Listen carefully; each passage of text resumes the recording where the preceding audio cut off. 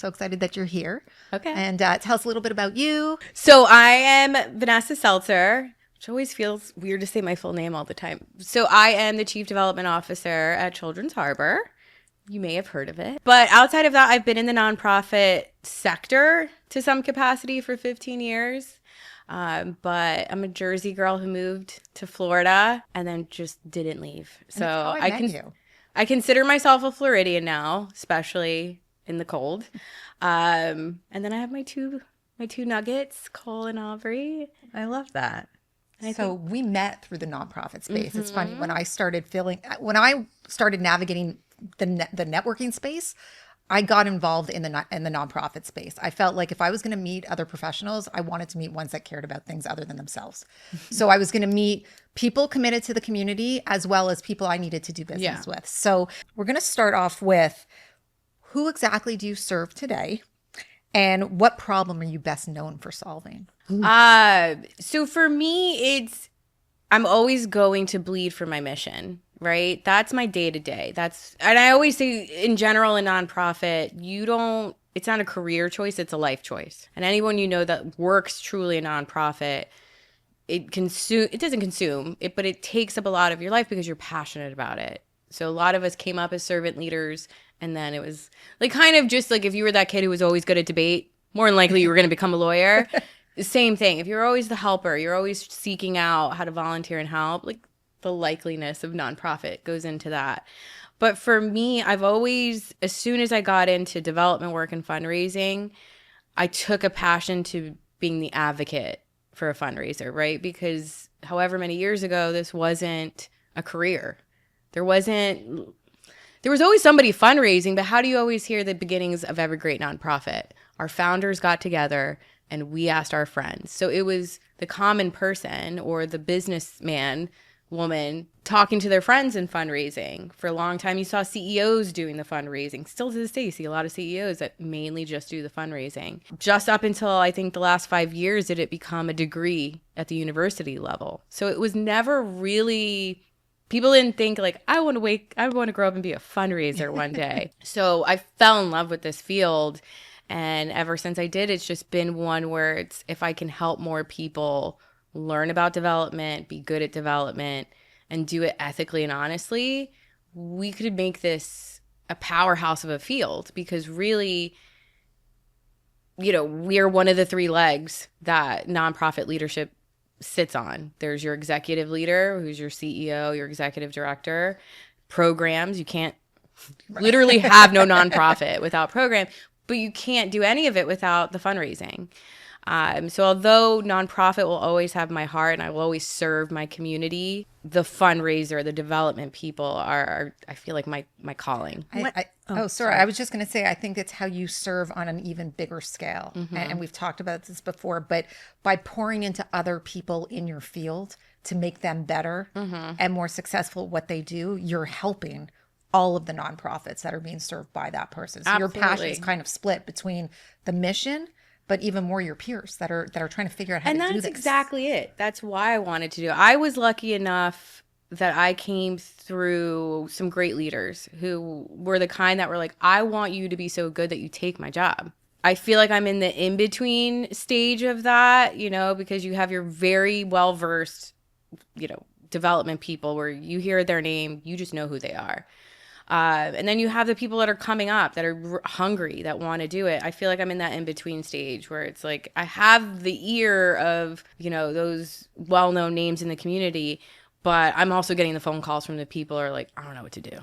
Right? So it's something because of those bosses and leaders and mentors, it felt like they were passing the torch. Like, okay, now you have to do this for someone else. When do you think you really stepped into that? Like, was there a moment in your career when you realized this is bigger than my job title? This is bigger than my goals. I really I want to make a bigger difference than for my mission. Yeah. I think you said it earlier. Like, this is how I make a bigger impact in the nonprofit sector. And it may not look like value to a lot of people. But again, if you have a dying field, what is the direct repercussion of that? There's nobody asking for the money. The money's not coming in.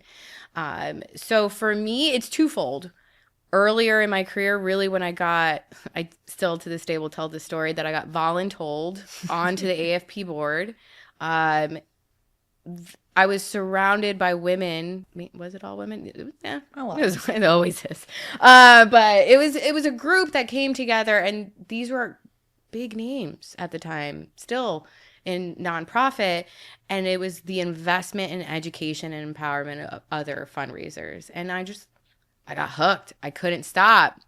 And what got me into AFP was mentorship. I was actively seeking it, specifically because I was 5 months pregnant with my firstborn. And so it was the old, like, how am I going to do this job and have a child?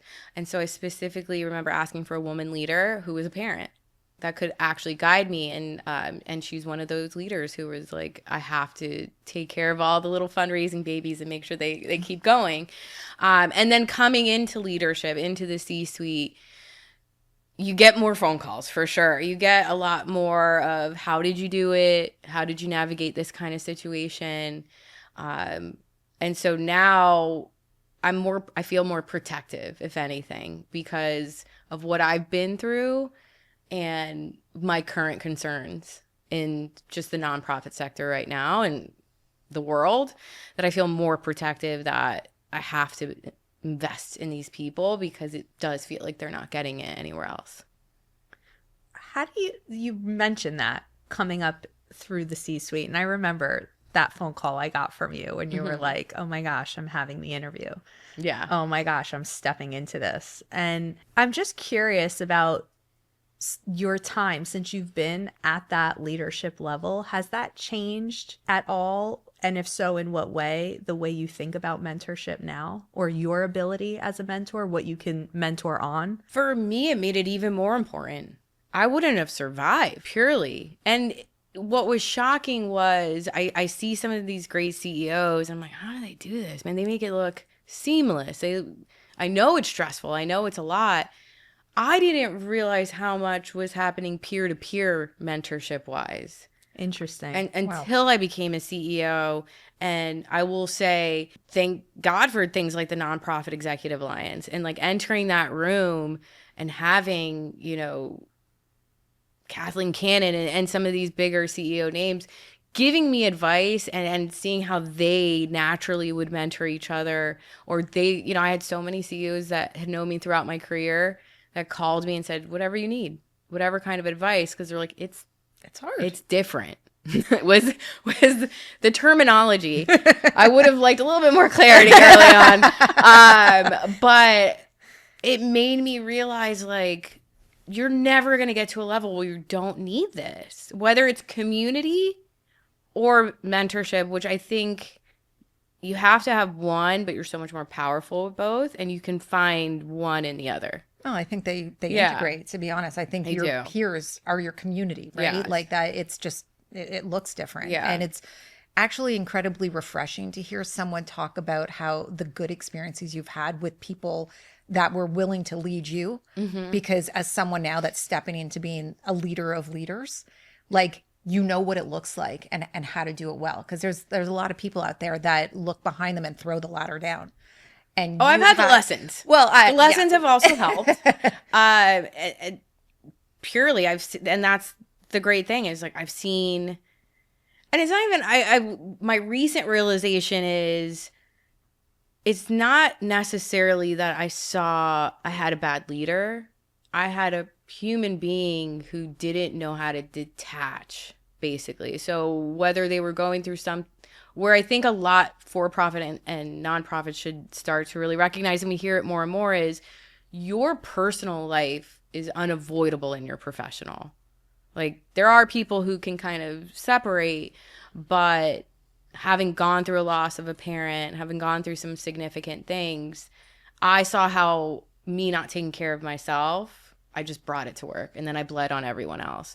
So now I look back at some of my bad experiences with previous bosses or even leadership positions, and I realize, like, this is someone who just wasn't fully taking care of themselves, and then transpired through their leadership. So for me, it's a continuous checkpoint for me, is how much of this is me, Right. and how much is this the actual situation that I'm supposed to be giving advice on. I talk to my son a lot actually about this, just in terms of like you learn as much about what to do as what not to do, how you want to lead and how you don't want to lead through each of these experiences. And at the end, you've put together sort of like what feels right to you. Yeah. So I wonder, like, when you're mentoring, because you do a lot of speaking, you're an incredibly gifted speaker, and I think you. that that's probably like the byproduct of being a preacher's daughter. It But is. like when you speak, I could listen to you talk on stage all day. It's very inspiring, it's very relatable, and it's almost like you're telling a story, and I'm hanging on every word, and I can tell you're convicted by every single thing that you say. And I know that through AFP, which for anyone who doesn't know, Association of Fundraising Professionals. Association of Fundraising Professionals, you've led a lot of workshops and classes and things of that nature. Now you've entered C-suite for about a year or more now, Yep, right? just over a year. And you've probably done a lot of one-on-one mentoring. When you think about the audiences you've taught or the people you've mentored, when you look at the faces, what do you think are the most important lessons, the biggest things leaders have to learn today? Man. It's odd because I feel like it's a lot of it is still current. So I think back on a panel that I coordinated with who is now my CEO, about believing in your team and building them up. Meaning, I started as a social worker. I wasn't in development. I was helping the kids. And if it wasn't for a CEO who saw the potential in me and said, hey, I really think you should go into development, and really kind of coached me in the beginning of it, I literally would not be here. And so my advice to CEOs specifically in nonprofit is look at who you already have in house and build them up, because now they already bleed for you. Now you could have changed somebody's life really and career. So there's that. There's always going to be that, is invest in who is around you. And also pay attention to what is going on with your team. I think we continuously lose sight and are so focused on KPIs. It is in part a rat race in the nonprofit world to get funding. And so we silo ourselves. I can say now as a CEO, it feels like something's burning at all hours. Like even things that you're like, I never thought I'd have this conversation. Here I am. Entrepreneurship is very similar. And fires. The unfortunate side effect that if you don't constantly check in, or if you don't have if you're a CEO and you don't have the right leadership underneath you, is who's checking in on your people, right? Because you can't build leaders on your team if you don't know what's going on. If they're struggling, why are they struggling? What did your leadership, I read it somewhere and I continuously ask myself this now, is what did my leadership do to get us to where we're at today? Because if there's an issue, then my leadership had something to do with it. And so that would be my push to other leaders, is not only do the checkpoint on yourself, put the mask on you first, and then check on your team. Because I can almost 9 out of 10 times, there's a reason they're not hitting markers. There's a reason why something else is happening. And it's either there is now a culture where they don't feel like they can ask for help. They don't feel like they have the training. Up until midway through my development career was the first time I had a boss who said, I want you to go out and get professional development. Before then, no one had ever suggested it. That's interesting. And when you did seek that out, what was the biggest aha? Like, what was your biggest skill gap when you were in development? And does it still exist for your peers? Or what do you think are some of the biggest gaps you're mentoring on still today? Advocating for yourself. Advocating for yourself. Which is something up until, I would say, the CEO position. And even with that, this first year, I had a business coach. And there were times where she even said, it feels like I'm pulling the CEO out of you, because I was still stuck in director level. And even now, you know, my leadership will constantly kind of check me and be like, you're the expert. Do not apologize. Relatable. You know? So, yeah, I think there's a lot of value in that. I think we get lost. We feel bad asking for the salaries we deserve. We feel bad asking for help and saying, like, I'm concerned about hitting the event number. Like, I need help. I do think it's a bigger issue because we just don't know what the reaction is going to be on the other end, right? When I hear you speak like that, I hear accountability and in Good to Great, the book Good to Great talks a lot about that. Like a strong leader is going to give credit to their team when they're winning, and they're going to take responsibility for the mistakes. And I hear a lot of that in how you describe the leadership. Like it's to take a moment and see when the team isn't performing. Yeah. Where did you kind of like misstep, or where did you not provide or support that got it to this point, and then course correct. So I know you're newer to digital content, but the truth is you've been on stages, you've been doing content. And it's funny for anyone, even for me who's not in like the marketing world, we all think content and we think videos. We think like the traditional social media posts, posts, all of that. But content really, and I've learned this over my years of doing this, that it shows up in a lot of different ways, right? It's when you're showing up and you're teaching and sharing information. And so you've been all over stages, you've shown up content wise in that aspect, but you're newer to showing up digitally. I am kind of more in the beginner phase. So talk us through. I'm in like, the baby what that bird feels phase like. for sure. I'm still in the stage where it's weird. It feels familiar, but it feels foreign. Familiar in the sense of, let me tell you, if your parent at all has a role that is very public facing, you're so used to eyes being on you. You're used to being thrown on a stage at any point in time. So yeah, I mean, I was speaking in front of groups at as early as I can think back as 15. So that part always came natural, but this, or even on social media platforms, it feels so much more intimate. That it's like, I'm really bringing you into my world. And it also, this is more of the area where my imposter syndrome comes up. Even when I'm teaching, I'm like, why do you think that is? Why do people want to hear what I have to say? Is that what you tell yourself? I laugh at it. Not so much in disbelief. It's more of like, I believe it. It's just shocking. More so because it's like, I remember 16-year-old Vanessa. I'm like, I don't know why you guys would listen to her. A little bit of, I don't give myself credit of, I built a name in corporate philanthropy. That's my niche, right? So I didn't realize that was difficult for other people. So a lot of the first workshops, and some that I do intend to continue, is exactly that. But no, the imposter syndrome for me was just more, it's not even imposter syndrome. Can say now it's been a lot of what was told to me and just stuck in my head of, you're not polished enough.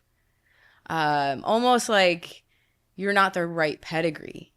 And I know others have heard that, maybe directly, but I always kind of felt like I didn't belong in certain circles. So when people, would come up to me after I would speak at something, I was just like, really? Because all I heard in my brain was the line I missed.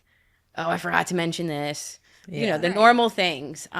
So for me, the content it's just more intentional. So it feels more intimate to me. We had this conversation yesterday, actually, with Alexa Rosario about the curse of knowledge and how because it's so easy to you, because you're so comfortable in it, you diminish the impact and the value of it. Yeah. I struggle with this myself. Like, I can't believe people don't find this easy to do certain things. So it's interesting to me, like I share that with you. And now in terms of how you're showing up and knowing that people have made these comments, who cares? I got my own set of comments. Yeah. Are you are you honoring really who, like when you're thinking about how you're going to create your personal brand and really show up digitally, is in the head, are you thinking in terms of, I'm showing up unpolished, 100% unapologetically Vanessa, or are you trying to kind of show a different dynamic to show those people like you can be polished? Like I'd love to know where you're gonna go with this. You guys are both going to be so happy with this comment. Just because you've been through a good chunk of the journey with me. I can finally feel like, no, I'm good at this job. If anything has ever been told to me across the board is, I am good at fundraising. I'm good at relationship building. And that's the authenticity in me. So I finally hit the stage of either you want to hear what I have to say or you don't. Either way, I'm going to have a good time doing it. You know? See, I love that. And I think that that's what makes people, that's what draws in the right people. That's what finds the right people to your, like your audience wants to see that. They're going to see through the other stuff. Well, and I feel like so many people right now are showing up with their LinkedIn face. Right. You know, and they're showing up at Filtered. events. It's Yeah, filtered. very filtered. Or performative. Yeah. They're typing and writing captions using words they would never say. Yeah. They're showing photos that are completely polished and you know. But now it's happening in filtered. person. Well, I feel. Like exactly it's right. more like they're like, okay, I built this Image. facade image online. There's no way I can divert from it in real life. So if I'm this polished, blah, blah, blah, kind of, you know, king of the hill, that's who I have to be now out in the open. So I'm going to take all the board positions. I'm going to do all the big name groups because that's now what you expect of me from my LinkedIn Right. and Instagram facade, where I'm just so happy where I am. I just don't understand how anyone has the energy to be more than who they are. Like I'm exhausted at the end of the day just being me. But it's the If I had to true show up for form of somebody else- imposter syndrome. Right. Is That's exactly feeling like they have to feed what everyone else wants of them. You're so right. And I want to actually bring up what Romy mentioned because I think that's a good like topic here for our audience is this idea of the curse of knowledge. Mm-hmm.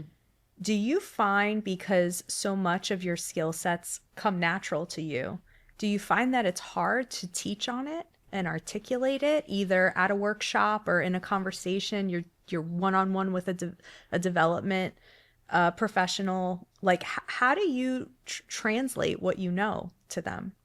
I think for me, it's a lot of listening too. I wasn't always the best listener. I'm 10-star at interrupting. But for me, it's realizing I had this idea at Gilda's Club about creating this corporate philanthropy program and it blew up. And when I realized other people weren't doing it, because of my experience with AFP, because of my experience with other fundraisers. So I do have a good group of core people who we are all of the same state of mind of, if I think this donor works for you, I'm going to make an intro, which there are a lot who don't. And we know who you are. I'm just saying, it's a small town. It's a message that should be shared. But I say that because, so no, I always wanted to be able to help in some capacity. But yeah, even today, even at my current organization, I'm like, this is such an easy way to raise money. Why are you not raising money this way? And that was, again, the wake-up call of, this is still this ongoing thing. And even corporate philanthropy has changed so much, you know, in the last year that I feel like I have to regain some knowledge. But the one thing that I always start my workshops with, and I end, and it's the biggest thing, is lead with integrity. If you do everything with integrity and with ethics, no matter how much you fumble, it's going to work out. And know your mission. If you believe in your mission, because I've seen many people work at a company or a nonprofit they don't fully believe in, we definitely can tell. Oh, everyone can feel it. And I, as an individual peer fundraiser for the crossing, that constantly was getting asked, how did you do it? How do you raise so much money? It really is by sharing you're like, people are buying your enthusiasm for it. Like Yeah. you could literally insert whatever nonprofit or cause, but when someone feels your commitment, your passion, your dedication, like I feel like that's what's made Tiffany such a strong seat. Like her commitment to the cause, it's addictive. it's impossible to ignore it. Yeah. And then, and you see all the elements of it. So I think whether it's nonprofit, whatever you're doing, people are buying your conviction and your passion for what you're selling. Yeah. So It's sales. I always lead with that. As long as you're honest and you're good with your approach, like listen to, these are other humans on the other end of this corporation. Right. So let me ask you, because Romy's right, you've been doing content for a long time. It's just not what other people would call content or even think of, right? You've been workshopping, you've been speaking. What made you decide I need to go digital now? It's time. What was your motivation for that? I put 2 and 2 together. Well, it was a combination of things. It was a combination of my community maybe relentlessly not letting me say no. No, I'm kidding. Sorry. No, but it was Maybe today. Maybe today. Here's maybe the thing, today. and I think I had this realization really with Tiffany was you're the face of the organization, and it's like how many times have I heard that throughout my career? You're the face. You're the person out in the community talking about what we do, and you're getting them in. And I realized like that is branding. I have always been branding myself. I've just been branding myself as Vanessa with XYZ organization. Where it's different now is I still bleed Children's Harbor and I will still do a lot of content around that and grow a lot in that aspect. I'm also a fundraising executive and that carries a lot. And I've done a lot in this community, whether through AFP or other organizations. And I have things to say. And apparently there are people that want to hear it and can utilize it. You know, I've said things in one-to-ones where they're like, I got to tell my friend that. And I'm just like, really? Did you find that you felt a bigger responsibility to show up in that way now that you were in the executive level more than you did maybe at director level? Like there's a lot of people now that have seen you have this promotion and you're now in this level. Did you feel like it's even more incumbent upon me now to share what I know and help these other fundraising developers that just are not? Yes. Although, let me preface this by saying there are great resources out. Broward is, and South Florida specifically, is a very lucky place in the nonprofit sector to have so many groups out there that are providing professional development they're giving the tactical and the science end of fundraising.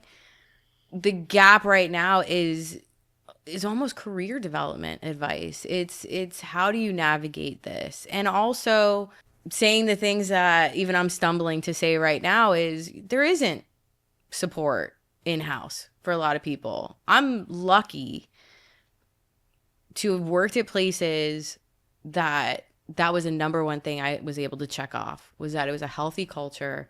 They invested in the people around them. They checked in, they did all the things, you know, and I feel that so strong, probably the strongest I felt it in a while here at Children's Harbor. But it is, listen, I get the phone calls. That's all I can say is I know that there's not support and that there's a toxicity rise. And so, yeah, I feel called now more than ever to have those kind of conversations because I know no one's going to say it out of fear. Is that the biggest issue that you think is facing your peers right now? Like, is that really where like I mean, there's always going to be issues with dollars. We're always going to go up against politics. We're always going to go up against the climate and the stocks and things. I can just tell you the better educated, the better you can pivot. Again, the more honest and transparent you are and the better your mission, the donors aren't going anywhere. Mm-hmm. Is there an element to your ability to carry your voice farther and your message farther by going digital? Is there an element of that makes you pause for whatever reason? I'm not blind to the fact that this isn't just a South Florida issue, right?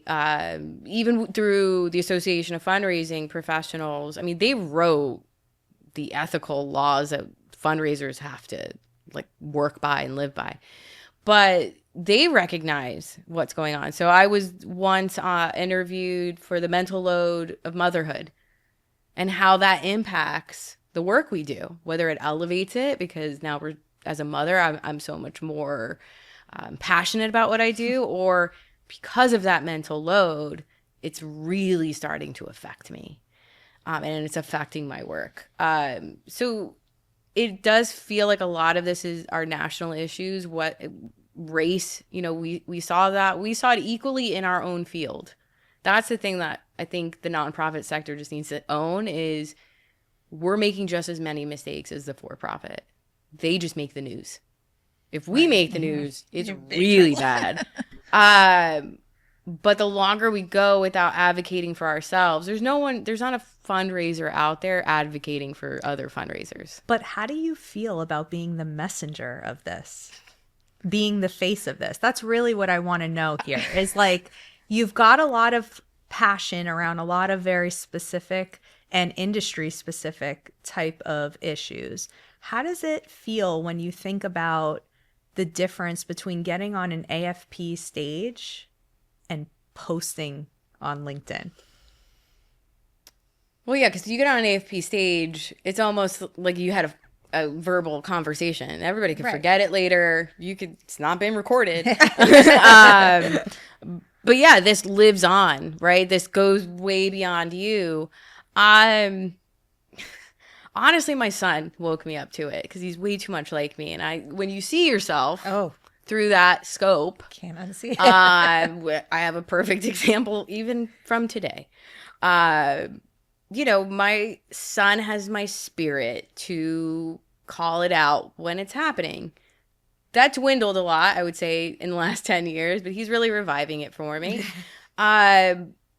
He may or may not have started a, mini rebellion in his classroom today that I have to talk to him about later.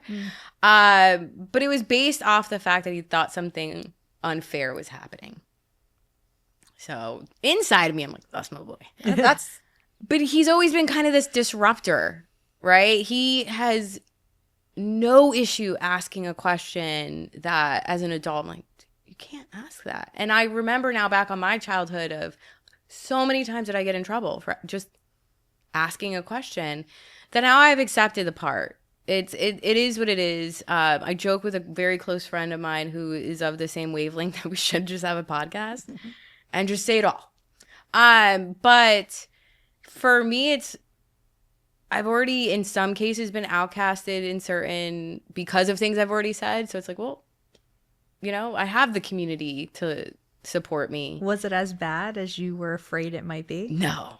It hurt in the moment because I'm sensitive, right? And these are people I admired. But I also have a newfound respect for my execution. I think now being in the C-suite now, I understand things a little bit differently.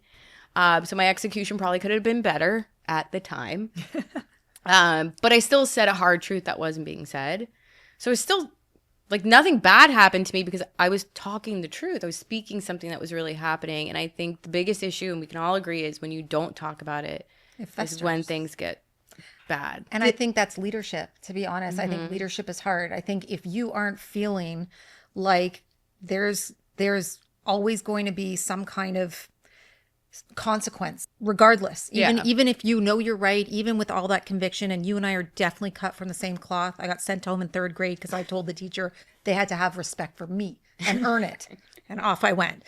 But I say that from a place of like, I think it's like parenting, right? Like you're doing it right when your kids hate you kind of thing. I think that you have to be prepared to shoulder the backlash, but when you know what you have to say has to be said. Yeah. And you have what you need to support it, right? Then I think that kind of fallout is, and I have good part of people leadership in my corner who are further up the mountain than I am, and I know that if I said anything too crazy, they would be one of the first people to say maybe not. There are really good leaders in nonprofit, and I think why I'm so protective here specifically in Broward is I know how good our nonprofit sector is. I know how great our CEOs are. I know how great our fundraising and our program staff are. And I know how great our missions are. I don't like some of the things that are happening. And it's my fear of, if we just don't address it, the elephant in the room, and just say what it is, we will lose people, because fundraisers are what? Good at sales. And guess where you can make a lot more money? In professional sales. And we're seeing it in active time. People continuously leaving the field. And it's not because of money. People are leaving because they're not getting what they need, whether it's professional development, even just a basic understanding of, feeling like I have a team. So many fundraisers feel like they're on an island, or even some sense of direction as to where can I go in this field. I don't think we really even talk about that. Is what is the growth pattern? It took me 10 years, really, 10, almost 11 years to get to the chief development officer role. But that was 10 years ago, almost to the day. That was my dream job. But nobody gave me any clue as to how to get there. I think it's really interesting that you bring all of this up, because I think, too, it's kind of like you ripped off the Band-Aid and maybe there was a little bit of backlash. And I think we always prepare for the backlash, and in our minds, it's 10 times worse than it actually ends up becoming. Yeah. What we don't prepare for is all of the people who reach out and say, thank you. You said the thing that we're all thinking. Thank you for being brave enough. Thank you for stating your opinion and giving me something to think about. Mm-hmm. Even if they don't agree right off the bat, just the ability to give people pause and make them think and scratch their head about, where is our talent diverting to? Mm-hmm. Are we losing talent, and why? And all of that. And I think, I think you're such a good representation of what so many new creators, new professionals who are becoming professionals who are becoming new personal brands and daring to build a digital presence, they go through all these thought processes and feelings. And I think you're such a good representation of what that feels like on the inside. And so I want to ask you what we ask everyone on this show is, when you think about Vanessa Seltzer and her personal brand and her thought leadership brand and the legacy she's building, what are you really in pursuit of? I think for me, it's, whenever I eventually do leave, retire, whatever it may be from nonprofit, is that, whether it's a model I created or, advice I gave, if that stuck with someone enough that they stuck out their career and built it genuinely, I mean, that's all I really need. I'd love to save the world if I could. That would be great. But just like someone did for me, and I just had this moment, one of my first tour at Children's Harbor was one of my first bosses in development. The running joke is he didn't call me by name. He called me Logan. Like my email changed. The nameplate of my office, Logan Fernandez. I'm still in his phone as Logan. That's 10 years funny. later. But what he invested in me was to get me here. And although we stayed in contact over the years, it's not like he was really entrenched in my mentoring or really invested, but 10 years later, he's back in South Florida, and here we are. I'm chief development officer. And I will say a lot of what he taught me stuck with me. So if I could have that impact on someone, I will feel like my job, I did it perfectly. I love that. Well, thank you so much for being on the show.